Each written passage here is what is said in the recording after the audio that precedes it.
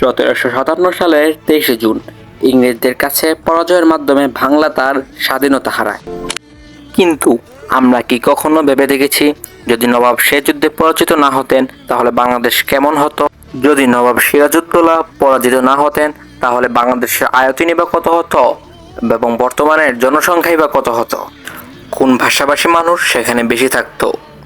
তাদের প্রধান ধর্মই বা কি হতো? এই সব কিছু আমরা আজকের এই ভিডিওতে আলোচনা করব। এন্ড ওয়েলকাম টু ভিডিও নং 12।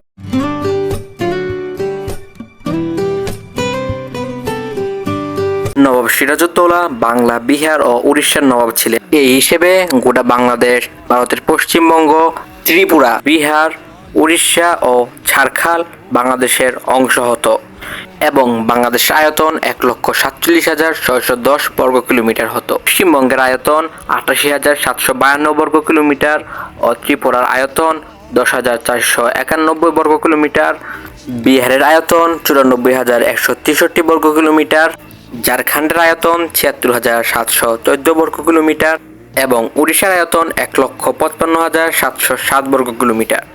নবাবের সেই রাজ্য যদি বাংলাদেশ হতো তাহলে তার মোট আয়তন হতো 5,73,437 বর্গ কিলোমিটার। তখন বাংলাদেশ আয়তনের দিক থেকে বিশ্বের 49তম বৃহত্তম দেশ হতো।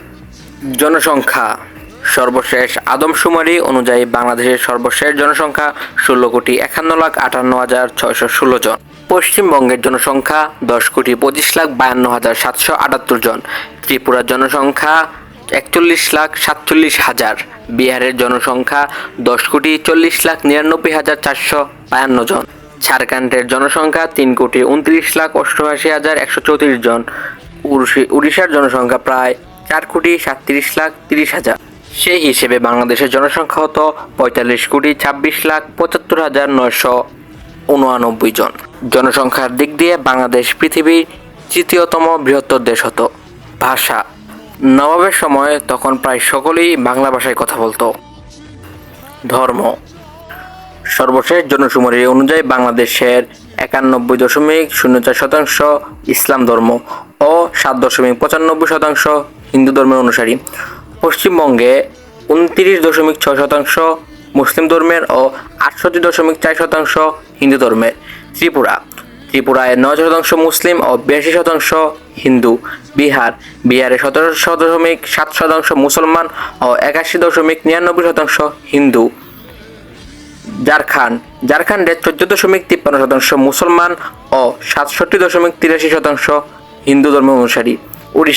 উড়িষ্যায় 4.63% মুসলমান ও 93.6% হিন্দু ধর্মের অনুসারী। তখন হিসাব করলে দাঁড়ায় বাংলাদেশের 45.5% মুসলমান ও 54.5% হিন্দু। রাজধানী এবার আসা যাক তাহলে বাংলাদেশের রাজধানী কি হতো। নবাবের রাজধানী মুর্শিদাবাদ হওয়ার বড় দাবিদার ছিল। এরপরে যদি কোনো রাজধানী বলতে চিন্তা করা যায় তা হচ্ছে ঢাকা। এখন একটা প্রশ্ন আসতে পারে, কলকাতা কেন রাজধানী হতো না? আসলে আজকের দিনের এই কলকাতা বানিয়েছে ইংরেজরা। নবাবের সময় তখন কলকাতা ছিল না, তাই কলকাতা রাজধানী হওয়ার কোনো প্রশ্নই ওঠে না। তো আজকের এই ভিডিওতে ভালো লাগলে লাইক, শেয়ার, সাবস্ক্রাইব ও ফলো করতে ভুলবেন না। ধন্যবাদ।